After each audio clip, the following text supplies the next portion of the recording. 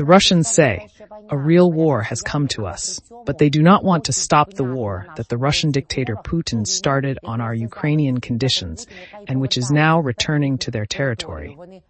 They agree that it should be finalized, but with consideration of their new territories, as the Russian dictator says. The White House is wondering what Trump could talk to Putin about. We discuss and analyze it now. My name is Iryna Uzlova. Boris Tizengausen is with us, polytechnologist.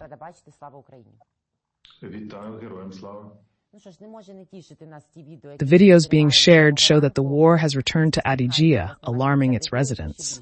Reports indicate that a military airfield was attacked by drones in Rodnikivka, and Russians are complaining about vibrations from the blasts, which are evident in videos circulating on social media.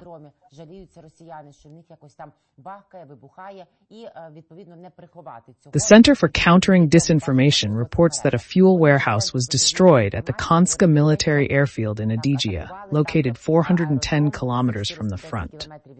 Andriy Kovalenko from the National Security and Defense Council confirmed the attack, while Murat Kumpilov, head of the Adygea Republic, announced the evacuation of residents from Rodnikov.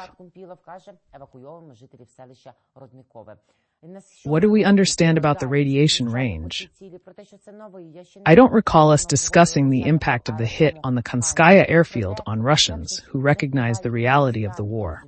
It's interesting that people in Maikop can see the situation, with smoke columns appearing worse than in Feodosia. Что в Майкопе происходит и так далее. Раз из Майкопа было видно, это так прилично. Там сейчас вот утром солнышко вышло, столб дыма стоит такой похлеще, чем в Феодосии. Хотя нам тоже неплохо. Значит, что... What is important to understand? Remember, our Western partners said that the Russians have already pulled their planes to other airfields if they suddenly give us permission to fly 100 or 150 kilometers out of range. Apparently, this is one of those airfields, which, by the way, is actively used for bombing raids.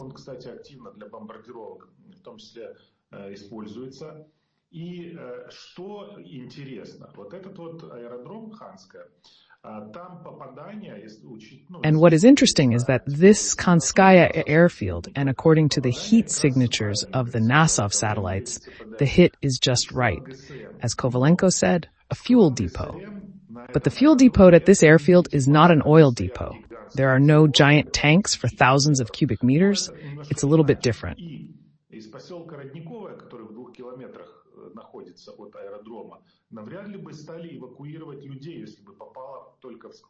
It is unlikely that people would have been evacuated from the village of Rodnikovoy, which is 2 kilometers from the airfield, if it had hit only the fuel depot. Therefore, I have a strong conviction that it also hit the warehouse where ammunition is stored, which is why they evacuate Rodnikovoy village 2 kilometers away.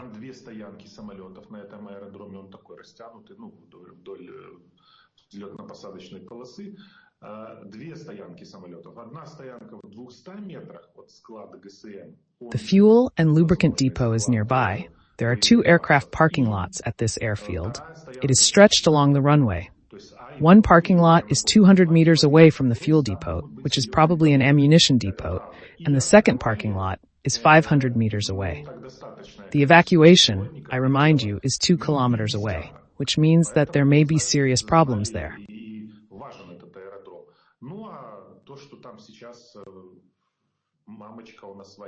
They attacked with enough drones, not just a dozen, so they knew this airfield was important. And the fact that now mommy is asking us, what should we do, and so on, further and further, the war is moving on the increased range of drones and Ukrainian missiles. So now this phrase, mommy, the war has come to us, we will hear it more and more often, further and further inland in Russia.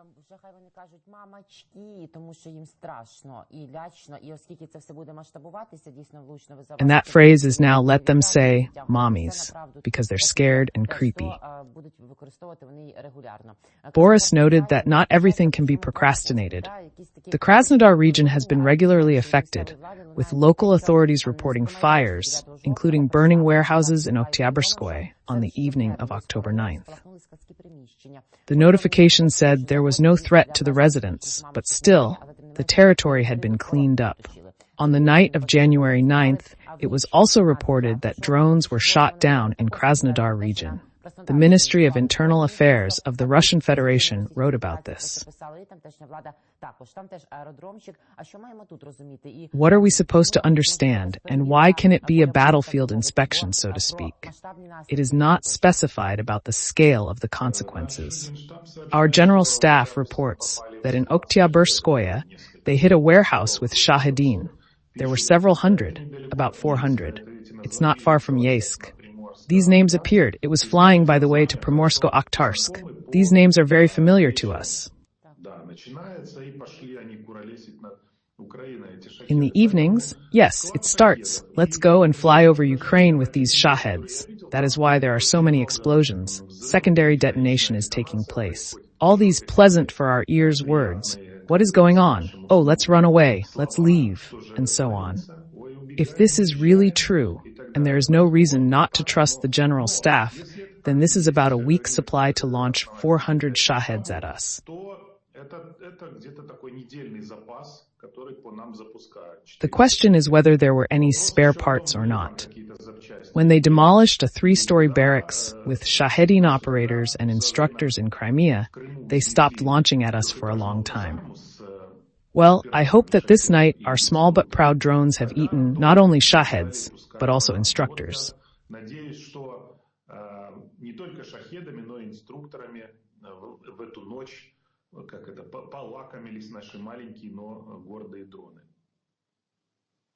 We will continue, and not only with drones. About those who scream, "Mommy, save me, help me." The Russians are willing to make peace, but they do not return the looted territories. 72% of Russia's residents would support Putin to stop the war against Ukraine. A recent survey by the Levada Center revealed that 43% of respondents support stopping the military conflict with Ukraine, while 29% expressed strong support. Only 20% opposed this development and 8% were undecided. The majority of respondents answered in the following way. 41% of them do not support it, 19% of them no longer support it.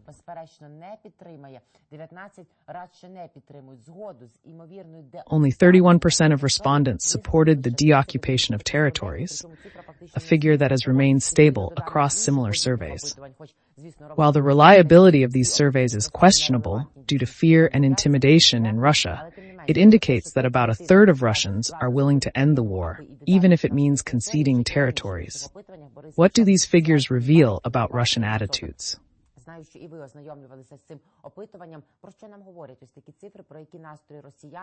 And what interesting things could you tell us about this social sociology?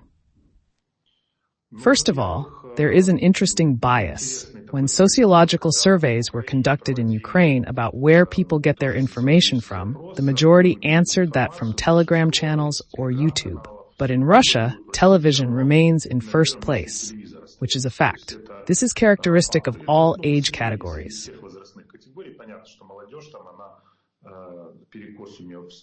It is clear that among young people, there is a greater bias towards the internet and messengers, but for the older generation, television remains a popular source of information.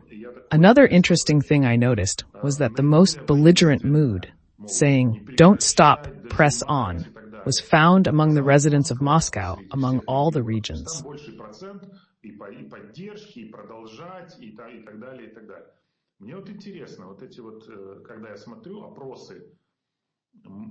There's a higher percentage of support there for continuing the war. I'm wondering what this has to do with the fact that nothing has flown into Moscow City for a long time. I remember how everyone was running and thrashing around when the strikes on Moscow started, especially on Moscow City. When the drones started appearing over the city, people started panicking, because this was in the center of Moscow.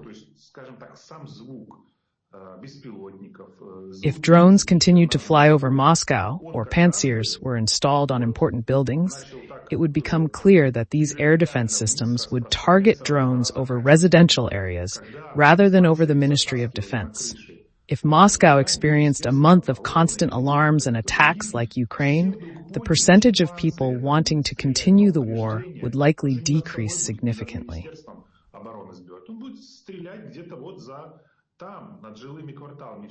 I have a couple of acquaintances who have already left Russia, while others remain, but they support Ukraine and help. And so when the strikes on Moscow began, there was a small wave of departures, especially among those who are sensitive to such things. People started looking for places to go. Those who could work remotely left immediately. It seems to me that if Moscow were to be cassetted, this could dramatically change the situation, since all decisions are made there. Another interesting question that was in the survey was the achievement of the war's goals. Началась такая небольшая, но волна выездов всяких вот таких особо чувствительных. Искали, куда поехать, кто на удаленку может, те вообще там даже не задумывались. То есть мне кажется, что кошмарить Москву, если прямо уже совсем так говорить, это то, что резко поменяет. Там же живут все. Помните, когда начало прилетать в Москву, Подмосковье, все эти звезды недоделанные, все эти пропагандисты. Я боюсь, я сейчас смотрю, может в урне какое-то устройство, может это там надо мной летит, сейчас меня собьет, над моей дачей сбили и так далее. Вот что нужно. Вот все решения принимаются там, и будет правильно, мне кажется. Есть нюанс в этом, как говорится, плане. Нюанс следующий. Как раз на пути в Москву сосредоточены все эти системы ПВО, эшелонированы, все они там и Подмосковье прикрывают. Но мы же можем запускать уже сотни, ну и даже сами звуки немножко будут. The first place for respondents was acquisition of new territories. The second was protection of the inhabitants of Donbass. Then came fight against fascism and Nazism. And the fourth was stop the expansion of NATO. But where did they stop NATO? Цели достигаются, потому что. Почему, считаете? И на первом месте стоит приобретение новых территорий. На втором месте защита жителей Донбасса. Потом идет там... NATO is already in the north, Finland, Sweden. Expansion is in full swing. This explains a lot. The main goal is to seize land. The secondary goal is to liberate the inhabitants of Donbass. Плюс дві країни за час повномасштабного вторгнення отак остановили. 31-ша додалася Швеція, потім Фінляндія 32-га. Чи навпаки? Да, так, понимаете, это же все объясняет вот жлобскую натуру. На первом месте украли куски земли, на втором освободили там жителей. Maybe it's time for Putin to voice the real goals of the war, because capturing new territories and increasing population is absurd. Someone wants to ask, what population? We see destroyed cities like Mariupol, Vuhledar, Bakhmut. Everything has been destroyed. Хочеться спитати, тому що там нема населення. Ми всі бачили Маріуполь, ми всі бачили Вугледар, ми всі бачили всі наші міста, які стирають з лиця землі, всі бачили Бахмут, всі бачили Авдіївку, точніше не бачимо більше цих міст. Of course, they can be proud of protecting Russian speakers. But what is really happening? 26% are happy about the return of territories. 24% are happy about protecting the people of Donbass. But what lands have they seized if there is no one else there? Everything has been destroyed. People have either left or died. Нет, они знают, потому что у них очень неплохо налажена пропаганда. And although they have very good propaganda, Bakhmut, which they have been trying to capture for so long, is now a scorched earth. То есть у них вот эти маркеры информационные, они у них есть. Мы даже не придаем столько значения, да, они, конечно, наступают, там есть продвижение у россиян, к сожалению, но мы не так запоминаем, как они вбивают им гвоздями вот это вот там Покровск, Волчанск, там они сначала эту башню создают. They have their own information markers that they use to promote successes. Even if they capture a small town with a population of a few dozen people, they extol it as the greatest victory. Там с населением несколько десятков или сотен человек, где все выехали, там просто несколько домов осталось. Они это возводят в какой-то культ, мол, вот мы идем, там у нас победная поступь и так далее. То есть вот они, к сожалению, они не знаю, они на карте не покажут никогда. Thus, Russians live in their own information bubble, and unfortunately, we have to learn the geography of Russia from where our drones fly in. For example, I didn't know about the village of Toropets before.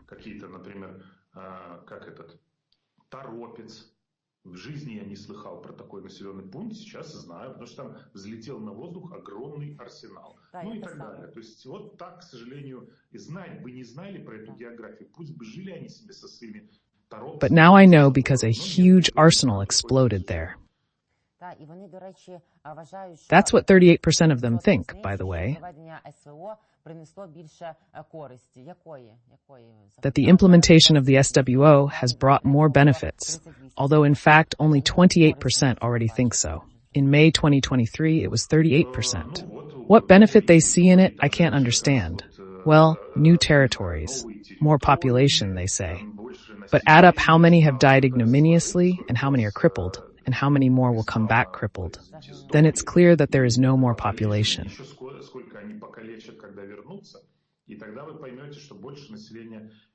That's their usefulness. As Solovyov tells them, we have shown the world who is where.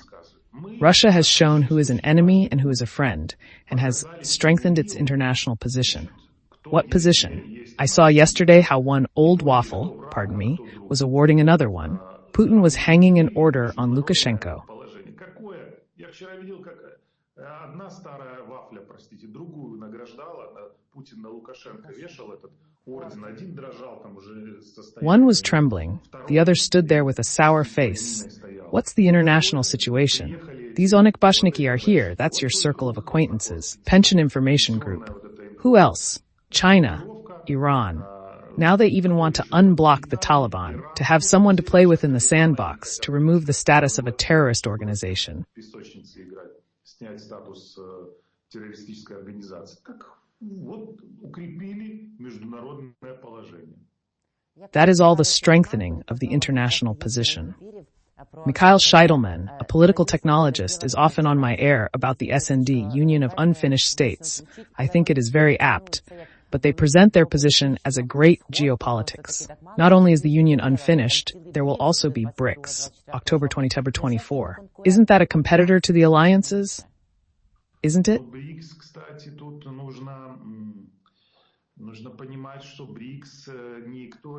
BRICS is not seen as a grouping of Putin and Xi Jinping.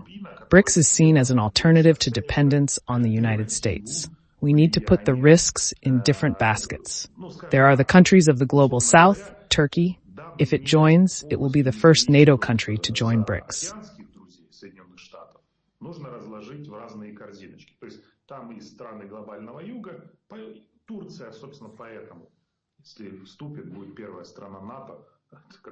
Another thing struck me. Everyone knows that the BRICS summit to be held in Kazan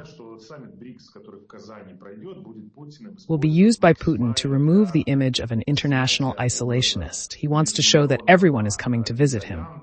Who's coming? The Secretary General of the United Nations, Mr. Guterres. What are you doing there, UN Secretary General? Not only that, Guterres is up for the Nobel Peace Prize. The same Guterres, who is persona non grata in Israel for saying, let's not help Israel, let them come to the negotiating table with Hezbollah and Hamas.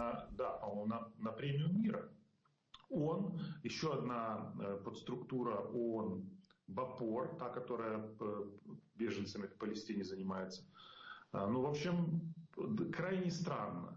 И тот самый Гутерриш, который там в Израиле персона нон грата признан, за то, что он говорит, зачем... Israel doesn't want to, it just destroys them, and rightly so. The UN, of course, has subdivisions, such as UNESCO, that deal with the protection of cultural heritage.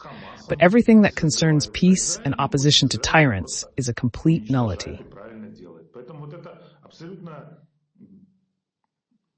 Я даже не знаю. Вот в целом в ООН есть подразделения, которые там, ну, эффективные, назовем их. ЮНЕСКО, например, да. History shows they did nothing in Rwanda, did nothing in Syria, made things worse in Somalia. There are two spiders in the UN, Russia and China, with veto power, who can block any resolution. Why do we need the UN Security Council if Russia, being the aggressor, just says, ухудшили положение. То есть пора... и сидят там два паука, я имею в виду Россию и Китай, с правом вето, которые просто любую резолюцию могут зарубить. I'm against it, and then we're done. Working at the UN is prestigious, comfortable, and well-fed. Thousands of officials are organized, constant conferences in good hotels, money comes into the budget from different countries. The effect is zero in terms of stopping wars and even minuscule. Тысячи устроенных чиновников, постоянные конференции в хороших отелях, съезды, разъезды. Прекрасно. Куча стран, значит, туда. I apologize for being blunt. Шикарно все себя чувствуют. Эффект ноль в плане прекращения войны. Еще, даже я бы сказал, где-то минусовый эффект. Russia has a permanent platform and the right to convene the Security Council whenever it wants. You open the cage, let the ghoul out, and he starts talking. Постоянную площадку и право созыва Совета Безопасности, когда захочет. Выпускают, открываете клетку, выпускаете упыря Непензю, который залазит, как Джабба Хат, на трибуну и начинает там комары, Украина, зло. Россия созывается в без ООН из-за использования Ukraine is evil and calls the UN Security Council because of Ukraine's use of Western weapons. How dare Ukraine defend itself for a third year? Where is the UN looking?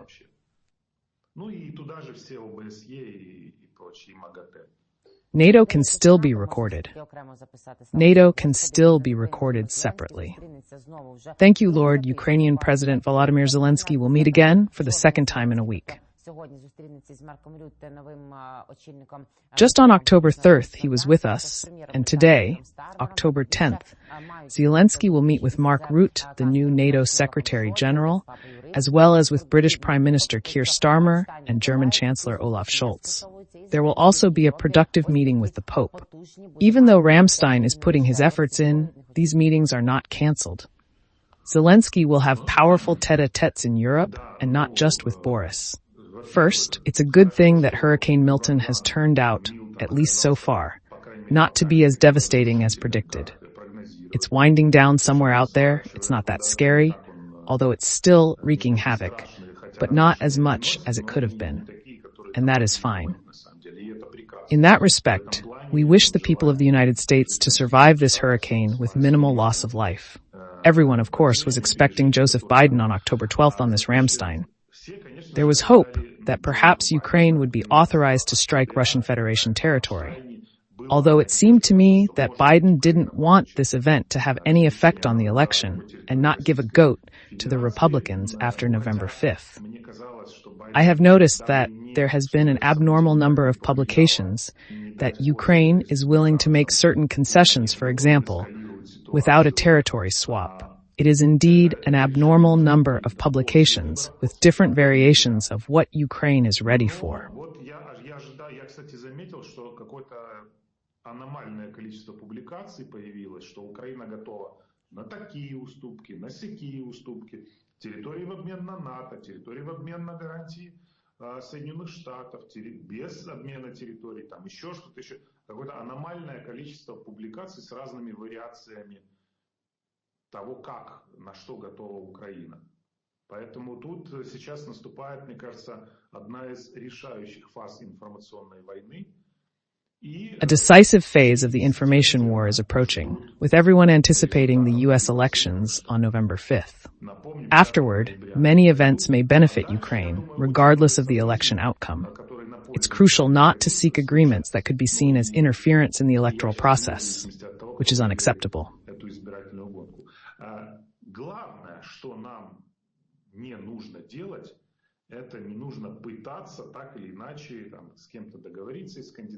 Therefore, we need to pass this short period of time very carefully.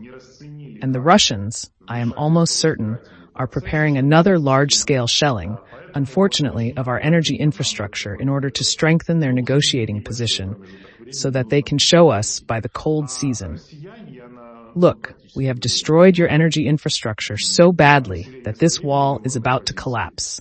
This is the only way in which they can strengthen their negotiating position. This, as they say, is something for our partners to ponder. If Hamas terrorists say after their wife's operation, no pens, no terrorist attacks, it is the same with the Russians. No installations that strike, no shelling. Sorry for the black humor, but our viewers love both my black humor and yours, Boris. They write, well, we do our best for them.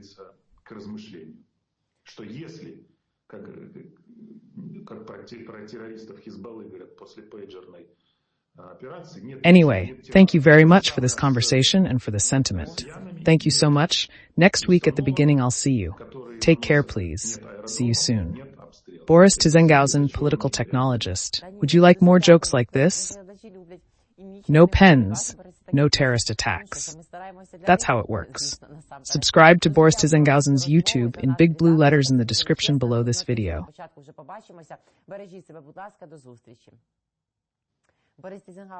There is a lot of high-quality professional analytics and analysis of events that are happening in Ukraine, the world, and the swamps.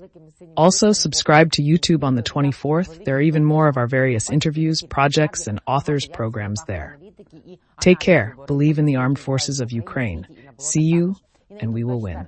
Підпишіться, будь ласка, тут ще більше наших різних інтерв'ю, проєктів і авторських програм. Бережіть себе, вірте в Збройні Сили України. Побачимо.